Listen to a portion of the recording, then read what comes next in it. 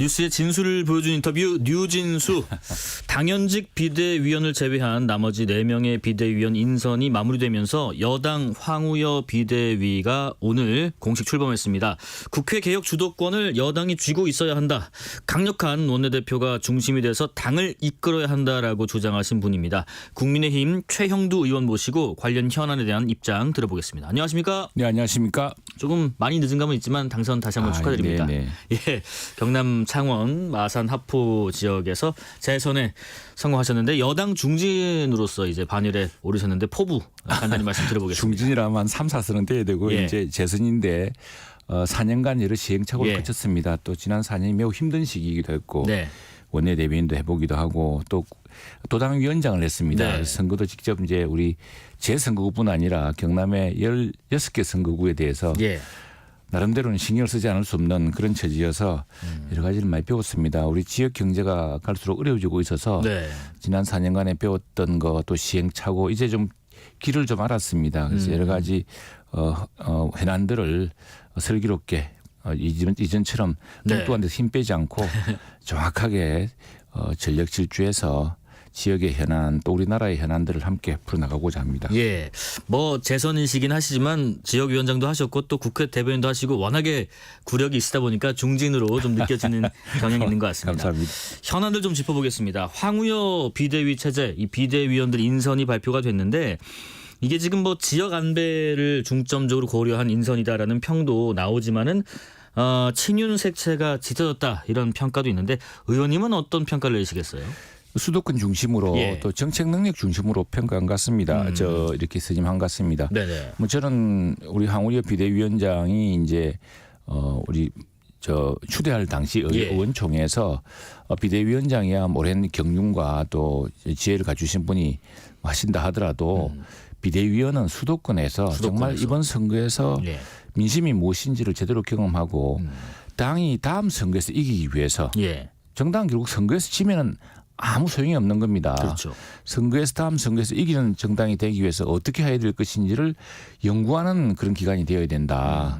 그래서 마침 조중훈 의원이 네. 그 총선 TF를 맡고 있는 만큼 총선 백서요. 총선 백서 TF를 맡고 있는 만큼 총선 백서 TF의 내용을 수렴해서 당을 개혁하고 선거에서 이기는 정당 예. 또 우리 추경호 원내대표가 말씀하셨지만 유능한 민생 정당, 유능한 정책 정당으로 거듭날 수 있는 방안을 찾아야 되고 네. 특히 수도권 민심을 이번에 우리가 혹독 경험하고 지금 3연속 총선에서 지금 지고 있습니다. 그렇습니다. 이렇게 해서 굉장히 지금 잘못하다가는 천수답 정당이 되지 않을까 걱정이 되는데 이런 정당의 체질과 정책을 바꿀 수 있는 그런 정당이 될 수 있도록 수도권을 특히 낙선하고 이번에 선거에서 크게 민심의 그 절벽을 느끼신 분들이 네네. 우리 당이 이래서는 안 된다고 절감하시던 분들이 네. 당을 개혁할 수 있도록 해야 된다고 했는데 네. 지금 보면은 전주의 의원 이제 수도권 강동구에서 상당히 선전했습니다만 아쉽게 졌죠. 네. 민심을 느꼈고 유상범 의원은 강원도 뭐 큰 선거가 많습니다. 강원도를 대표해서 이제 되신 거고. 네네. 김용태 당선인 뭐 또 젊은 시내로서 아주 기대를 모으고 있지 않습니까? 예. 그 원래는 아마 저도 추천을 했고 비대위원장 말씀 들어보면 김재섭 의원 당선인도 아마 했는데 김재섭 당선인은 좀 하고도 아마 있었고 해서 여러 가지 아마 당사자들이 또 비대위원으로서 또 그런 계획도 있고 할 테니까 네. 뭐 그런 여러 가지 인선 과정이 있다고 봅니다.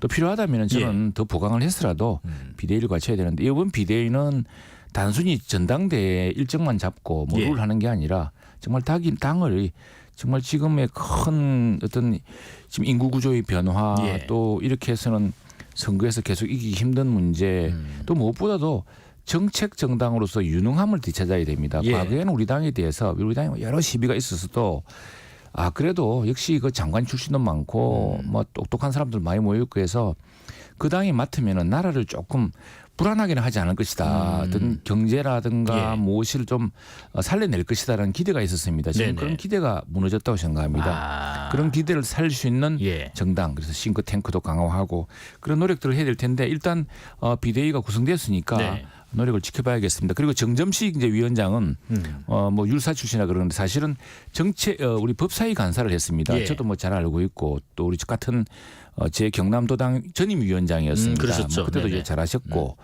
또 이 법사위라는 게 보통 사람들이 아시듯이 이게 법원 검찰을 감사하는 데가 아니고요. 네네네. 일종의 상원입니다. 그래서 각 상임위에서 올라온 모든 법안의 문제점, 예산의 문제, 다른 법안과의 형평의 문제, 정책의 여러 가지 심도 깊은 검토를 하는 곳이기 때문에 그렇죠. 사실은 정책위 의장으로서 아주 충분한 훈련을 거쳤다 이렇게 생각을 하고 있습니다. 법사위라는 것이 이제 청취자분들 국회 법제사법위원회 그렇습니다. 줄임말이고요. 지금 그리고 지금 비대위 핵심 과제 중에 뭐 하나 예, 여러 가지 예, 말씀하시면 특히 이제 차기 지도부를 뽑는 전당대회 룰을 어떻게 할 것인가 이 부분도 주목이 되는데 뭐 가령 현행 당원 100% 구조를 좀 깨고 일반 여론조사도 한 50 정도 뭐 내지는 30 정도 반영돼야 한다는 당 안팎의 목소리가 있지만은 그래도 신중론도 있단 말이죠. 지금 당내에서는 어떤 목소리를 듣고 계세요? 저는 뭐 사실 이게 예. 비대위가 하게 될 임무의 전부라고 생각하지 않고 일부라고 생각합니다. 예. 이 부분에 대해서는 우리 당원들 여론을 이제 수렴해서 하게 될 거고요. 예. 과거에 사실은 역시 전당대회는 당원들의 대회이기 때문에 이거는 국민의 일반 투표는 아닙니다. 그런데 예. 과거에 박근혜 대통령 시절에 박근혜 비대위 그 당시 박근혜 비대위 시절인가 비대위 이랬습니다. 시절일 거예요. 네. 그때 이제 당시 홍준표 비대위원인가요? 네네. 그래서 그 당시 이제 새로운 전당대 룰을 정하면서 50대 50으로 하고 예.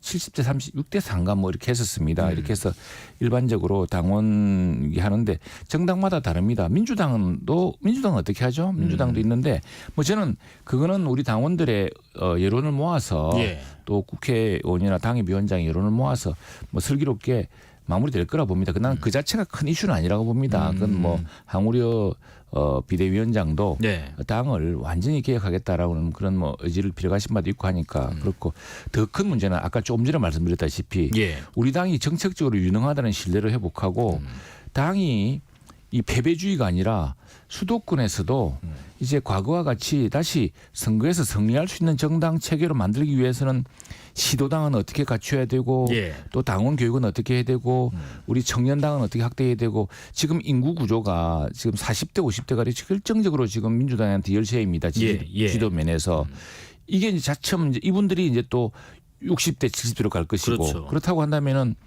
우리가 주로 재정 문제에서 좀 긴축적이고 보수적인 이유가 젊은 세대를 위해서 우리 젊은 세대에게 빚을 물려주지 않겠다. 그래서 우리가 인내하고 힘들지만 재정을 긴축해야 된다. 국가 부채는 늘려서는 안 된다. 그리고 네네. 연금 개혁도 우리가 더 내고 덜 받는 구조로 해야 우리 미래 세대에게 우리는 정말 미래 세대를 생각합니다. 그런데 20대 30대는 과연 우리 당을 제대로 알고 있질 않지 않습니까? 네네네. 우리 노력을 모릅니다. 우리는 사실은 그것 때문에 누가 25만 원 준다고 했을 때 우리 그 돈이 어디서 나오느냐 그게 장래 세대의 빚 아니냐 이렇게 걱정을 하는데 네. 이 정치적으로는 별로 인기가 없는 이야기거든요. 25만 원 준다는 우리는 50만 원 준다 그래야죠. 네. 실제로 지역에서 그런 네. 이야기 많이 했습니다. 그러나 정말 젊은 세대를 생각한다면은 이게 우리 몇십 년 동안 돈 다 써먹고 당진할 그런 나라는 아니지 않습니까? 그런 것들을 정말 걱정하는데 그럼 20대 30대가 우리 진정성을 알아주느냐 또 그것도 아니거든요. 그래서 이런 문제를 우리 당은 도대체 무엇을 하려고 하는가? 우리 미래 세대, 우리 젊은 세대에게 무엇을 해주려고 그러는가? 그리고 우리 40대 50대한테 인심을 잃은 이유를 분석해서 다시 한 번 더 우리는 정책적 유능함으로 네. 우리가 밉더라도 우리가 우리의 미래를 더 지속 가능 성장의 토대에 올리겠다는 확신을 줘야지만이 안 되겠습니까? 저는 이번 비대위 기간 동안에 예. 그런 정당의 시스템, 정당을 싱크탱크를 강조하고 또 원내 중심으로 국회의원들은 국회에 들어오면은 현장이 바로 국회입니다. 네네. 지역 활동을 초기 좀 줄이더라도 네. 밤새워 부자진들랑 연구해서 민주당보다 어석에서 지금 절반이지 않습니까? 네. 상임위에서도 절대적으로 밀립니다. 그러면은 일당백을 해야죠. 논리면 논리요, 사실이면 사실, 비전이면 비전, 정책적인 정책, 예산이면 예산에서 민주당에게 일당백으로 이겨야 됩니다. 그렇게 하려면은 그냥 적당히 공부해서는 안 되거든요. 열심히 공부해서 이기는 그런 정당의 구조, 원내는 튼튼하게 또 당은 선거 이길 수 있는 체제로 바꾸는 거, 20대, 30대를 어떻게 우리의 미래 세대로 우리가 정말 그분들을 그 세대를 위해서 정책적 재정적 긴축과 예. 보수적인 성향으로 사실 40, 50대 실인심하는 측면도 있는데 네네. 이거 어떻게 정말 그 진정성을 보여줄 것이냐. 40대 50대에게는 정말 민생을 통해서 예. 경제 성장을 통해서 그 지속 가능한 성장의 미래를 보여줘야 되는데 어떻게 할 것이냐. 네네. 저는 그런 신뢰를 확보하는 과정이 비대위 과정이 된다고 생각합니다. 아마 의원님 말씀은 그런 것 같아요. 지금 뭐 비대위의 어떤 전당대회 룰을 손보고 뭐 친윤 비윤 이럴 때가 아니라 그렇습니다. 정책 하나만큼은 국민의힘이 참 잘하는구나 이런 것을 보여줘야 될 때가 그렇습니다. 더 네. 중요하다는 것 같은데 그럼에도 불구하고 지금 그런 얘기가 나옵니다. 지도부 구성 전부터 뭐 소위 영남당을 탈피해야 된다. 아니다. 뭐 영남 덕분에 그나마 지킨 거 아니냐. 뭐 하면 영남 찾다가 이럴 땐 또 영남을 배척하느냐 하는데 의견이 분분합니다. 경남 도당 위원장으로서 그래도 영남 민심을 쭉 이번에 선거 때 살피셨을 텐데 예전과 비교해서 이곳에서도 지금 변화가 느껴진다. 어떤 부분이 좀 있을까요? 예, 전반적으로 영남이라는 곳은 특히 이제 저 PK, 네. 예, 경남, 부산 네. 여기는 정치적으로 굉장히 균형이 잡힌 곳입니다. 뭐 다른 지역처럼 막 90% 80% 나오는 곳이 아닙니다. 네네. 한 60대 40 정도. 이번 선거도 대개 60대 40 정도였고 네. 어떤 우리 국가의 방향을 정하는 균형추 역할을 하는 곳이라 생각을 합니다. 수도권은 박빙으로 갈라지는 경우가 많지만 예. 이번에 사실은 저희들 경남 같은 경우도 16개 의석인데 예. 출구조사에서는 그중에 6석이 민주당 당선 내측으로 나왔습니다. 그랬었죠. 예, 네. 예. 이거 굉장히 민심이 급변하는 지역이고 그러니까 이곳이야말로 유능함을 보여줘야 됩니다. 과거 산업화 시절에 우리 거기가 산업화의 본산이거든요. 네. 제가 따온 지역구 마산하포가 수출 자유 지역으로 우리 무역대국을 만들었고 또 예. 올해가 50주년인데 국가 산단으로 우리나라를 공업국가, 산업국가로 이렇게 세웠거든요. 네. 그런 믿음이 우리 지역에 있습니다. 그런데 산업이 변화하고 있거든요. 예, 예. 이 산업의 변화에서 그러면 뭘 보여줄 것이냐. 그리고 인구 구성에서도 전국적인 인구가 많이 모여 살기 때문에 그렇습니다. 그래서 영남의 우리 지지자들의 목소리가 예. 영남이 살려줬더니 뭐 그런 게 아니고요. 예.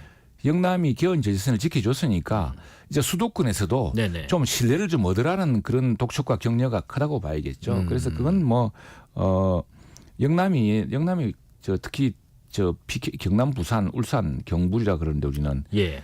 굉장히 큰 스케일로 정치를 바라봅니다. 알겠습니다. 그 앞서 잠깐 그 2030 세대들 왜 이렇게 내 마음을 몰라줘라는 말씀을 하셨는데 그러다 보니까 그런 얘기 있습니다. 지금 당신 100% 전당대회 룰 다시 한번 좀 여쭤보면 이거부터 바꿔야지 좀 바뀐 이미지를 청년들에게 소구할 수 있지 않겠느냐라고 아까 말씀하신 김재섭, 뭐 김용태 당선인들도 벌써부터 얘기하거든요. 민심이 당심이라 생각을 해야 된다. 룰부터 바꿔야 좀 바뀐다는 이미지가 있지 않겠냐 청년들에게. 예, 예. 그런 부분도 간과할 수는 없을 것 같아요. 그럼요. 예. 그런 부분 다 반영이 될 거고 네. 특히 우리 김재섭 당선인이나 또 김용태 당선인이 또 특히 이 석패한 우리 수도권의 예. 여러 후보들 지금 당의 이제 위원장이 되실 분들이 그렇게 말씀하신다면 그 여론이 반영돼야죠. 그러나 네네. 거기에 그치서는 안 된다. 안 된다. 앞서 말씀하신 이건 더 것처럼. 나가야 예. 된다. 예. 전당대회 개최 시기는요. 지금 뭐 6말 7초, 6월 말 7월 초보다 좀 더 늦어질 수 있다라는 가능성도 있어요. 제기가 돼요. 뭐 여러 가지 물리적인 요인들 때문이라고 하던데 의원님은 그런 저런 것들 고려했을 때 그래도 이쯤에는 해야지 전당대회를 좀 땡겨야지 아니면 뭐 그렇게 급할 필요 없다. 뭐 7월 중순 이후 혹은 8월 언제가 제일 적합하다고 보세요? 저는 6월 되면은 우리 특히 22대 국회 등원하는 즉시 예. 전당대 한다고 지역에 머무르고 지역에서 뭐 전당대 후보들이 오면은 그 영접하고 그럴 시간이 있을지 모르겠어요. 왜냐하면은 네네네.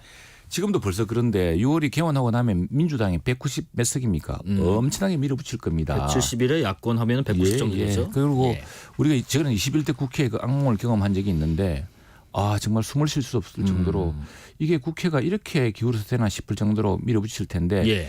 그때 국회가 현장인데 국회가 바로 여기서 싸우고 맞서고 또 토론하고 해야 될 텐데 그 국회를 비우고 전당대 한다고 지역을 돌아다니는 시간이 있겠습니까? 예. 그래서 저는 뭐 어쨌거나 전당대회는 시기보다 더 중요한 것은 내용이다. 네네. 또 개혁의 속도고 개혁의 방향이다 생각이 됩니다.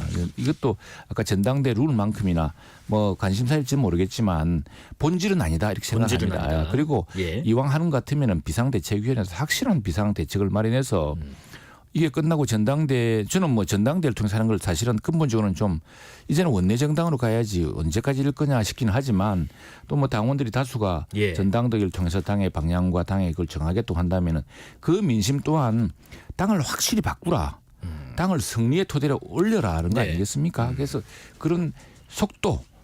그러니까 혁신의 속도가 예. 중요하지 네. 전당대 일자 속도가 중요한 게 아니라 생각합니다. 한동훈 전 위원장의 출마 가능성 어느 정도로 보세요?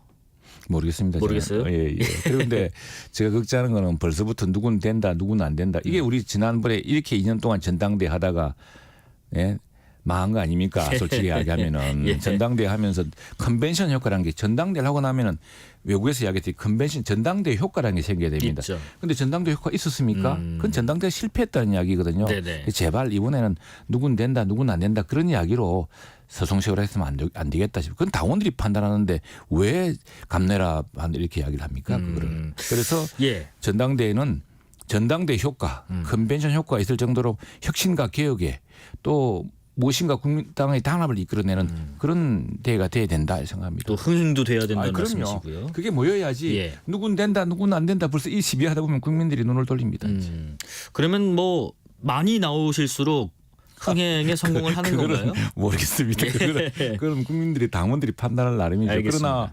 그러나 뭐 서로 몸을살에서 안 나오는 것보다는 내가 한번 해보겠다고 당차게 나서준다면은 예. 또 당원들과 국민들이 판단하시겠죠.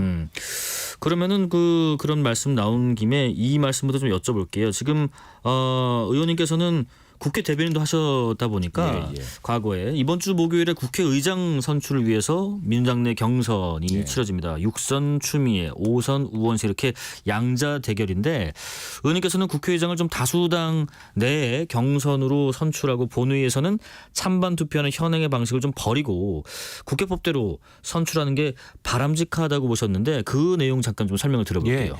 이거 사실은 아마 우리 국민들이 이 사실을 아시면은 세상에 국회의장을 그렇게 뽑냐고 깜짝 놀랄 겁니다. 네네네. 물론 이제 다수당에서 국회의장이 나올 수밖에 없죠. 왜냐하면 다수당 국회법에 이렇게 되어 있습니다. 예. 국회 본회의에서 국회의원 300명이 국회의장을 뽑도록 되어 있습니다. 예.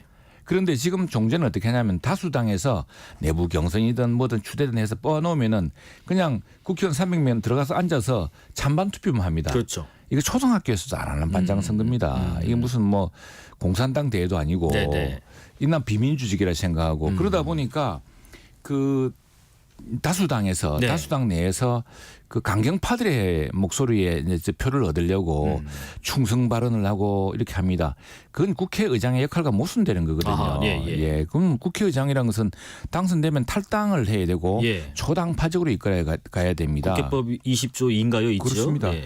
그리고 국회법에 보면은 국회의장은 국회의원 300 본회의에서 뽑게 돼 있고 만일 과반을 득표하는 후보가 없으면은 여러 명이 나와서 네네. 가방이 나올 때까지 투표하게 돼 있습니다. 그렇게 하면 됩니다. 그러니까 네. 왜 내부적으로 다수당 내에서 그렇게 할 거 뭐 있느냐. 그리고 국회의장이 되면 국회의장이 그 민주당 강경파 몇 사람만 이재명 민주당만 바라보고 일을 합니까? 예. 국민을 바라보고 일을 해야죠. 그리고 이번에 의석수야말로 이렇게 많이 기울었지만 국민들이 투표한 마음들도 봐야죠. 투표할 때 보면은 지역구에서는 네. 이게 뭐 선거구제 문제도 있고 우리 당의 선거 전략도 문제일 수 있습니다만 45대 50이었습니다. 예. 그 퍼센티지 차이가. 그러니까 국민들을 보고 가야죠. 그리고 그렇게 하려 그러면은 정말 여야 대표 간의 교섭도 중재도 잘해야 되고 하는데 그걸 벌써 줄 세우기로 해가지고 그렇게 여당의 다수당 강경파에 말하자면은 제일 그 돌격대장이 되겠다고 나서는 사람이 국회의장이 되면은 여야의 신뢰를 얻을 수 있겠습니까? 그리고 네. 저는 또 하나 좀 정말 참 이상하다고 생각합니다. 이상하다고요? 예. 뭐 저는 어쨌든 다수당 내에서 다섯 의원 중에 하는 게 관행이었으니까 뭐 정성호 의원도 참 제가 예결위원장을 겪어봤습니다만 네. 뭐 친명 딱지가 붙어 있습니다만 참 합리적인 분이라 생각을 하고 또 조정식 의원도 참 저 정도면은 그래도 이렇게 생각했는데 그런 분들은 다 물러서고 네. 추미애 단독 추대 분위기, 추미애 전 장관 단독 분위기로 되는데 우원식 오늘 물러서기가 곤란해서 이게 그러다 보니까 단독을 하기 곤란해서 지금 무슨 페이스메이커처럼 이런 모습이 되어 있는데 네네. 이것도 민주당 지지자들도 실망할 일이고요. 만약 이렇게 결정되면은 과연 본회의에서 표결이 어떻게 될지도 알 수 없습니다. 예. 왜냐하면은 저희는 저희들대로도 의사표시를 할 텐데 108명이 들어가서 108명 전원이 부결 투표를 내고 예. 민주당 의원들 중에도 이건 아니지. 세상에 국회의장 후보를 이렇게 뽑는 법이 어디 있나라고 해서 그중에 40표만 네네. 이탈하면은 결과가 뜻대로 안 됩니다. 예. 그러면 만약에요, 말씀하신 것처럼 뭐 김민석 의원도 그런 얘기했으면 당원 주권 시대다, 추미애 의장의 순리다 이렇게도 얘기했는데 홍준표 시장도 국회의장 할 만하다 이렇게 평가를 하셨어요. 추미애 국회의장이 만약에 되신다면 향후 국회는 어떻게 예상이 되십니까? 뭐 추미애 국회의장이 되시면은 지금 말씀하신 것처럼 하시면 안 되죠. 네. 또 그렇게는 안 할 거라고 저는 기대하고 싶습니다. 중립에 대한 발언을 하셨죠. 예, 근데 중립이라는 게 그거 없다는 거죠. 네. 그러니까 돌격대장 하겠다 했거든요. 자기는 자기를 지지하는 강경파들, 친명계들 그리고 이번에 어떤 과정을 통해서 그렇게 추대 분위기로 가는지 모르겠지만 네. 무엇을 약속하고 무엇을 했는지 모르겠지만 국회를 그렇게 이끌면 안 되죠. 그러면 네네. 국회가 민주당은 이미 상임위를 통해서도 충분한 다수당이기 때문에 상임위의 토론을 통해서도 다수결로 법안과 예산을 할 수가 있습니다. 그런데 무엇이 급해서 그렇게 무리하게 국회의장까지 나와서 돌격대장을 자처하는지 나는 이해하기 힘듭니다. 그리고 그건 대한민국 국회의 신뢰를 떨어뜨린 일이고요. 네. 22대 국회 지금 시작하면은 참 첫 1년 이끌어갈 여야 원내 사령탑이 참 만만치 않은 내용들이 있습니다. 당장 해병대원 특검법 뭐 원구성 논의 현안이 산적해 있는데 특히 어제 민주당이 범야권 포함해서 기자회견했죠. 해병대원 특검법 수용 촉구를 했고요. 또 천막 농성에 들어간 초선 민주당 당선인도 벌써부터 나왔습니다. 지금 범야권의 해병대원 특검법 수용 압박에 대해서 어떤 생각이신지, 또 하나가 김웅 의원 또 안철수 의원 같은 자당의 의원분들은 특검 수용해야 된다 이러다 보니까 혹시 이번 특검법 재표결 때 이탈표가 다수 나올까 어떻게 예상하세요? 그래서 저는 이 모델이 있습니다. 이게 이제 이태원 헬로윈 참사 특조위 구성되는 특별법이 아니었습니까? 그게 이제 대통령이 재의결을 요청하고 국회가 다시 협상해서 여야 유족들도 여야가 같이 조사했으면 좋겠다고 바랬거든요. 네네. 그런데 그 민주당 쪽에서는 이제 뭐 일방적으로 밀어붙이면서 야당 단독에 이 조사를 하겠다. 네네. 또 선거 전에 조사를 시작해서 선거 때 뭘 정치적으로 뭐 사실을 이용하겠다 이런 의도가 컸었죠. 그런데 유족들이 바라는 것은 여야가 함께 조사를 해달라 이런 것이었고, 또 거기에 독소 조항들이 많이 있었습니다. 뭐 특검의 특조위 구성이라든가 또 조사 중간중간에 사실 뭐 민주당이 검찰 수사에 대해서는 피의 사실 공표라고 늘 반대해 오면서도 이 조사 과정에서는 예사로 무슨 국민의 알 권리라 그러면서 피의 사실에 해당할 수 있는 그런 사항들을 중간중간 브리핑할 수 있는 그런 또 문제점이 있었거든요. 그런 것들을 이제 독소 조항이라 그랬는데 그걸 조정해서 이번에 수정해서 합의를 했지 않습니까? 저는 이 해병대원 우리 최상병 순직 사건도 이 문제도 그런 해법으로 보시겠다는 생각합니다. 첫 번째는 이 생각입니다. 뭐냐면 이미 이 사건이 발생한 지가 10개월이 넘어갑니다. 10개월 넘어가고 지금 수사가 상당히 막바지 왔다고 저는 생각합니다. 그리고 저는 또 하나 늘 다른 방송에서 촉구했는데 도대체 우리 수사기관과 이런 기관들은 이 지체된 정의는 정의가 아니다. 재판도 마찬가지입니다만 문재인 정부 이래로 무슨 권력 사건 수사나 재판이 이거 젓가락도 아니고 수없이 늘어져 가지고 그러면은 사실 언론사 탐사보다 못합니다 지금.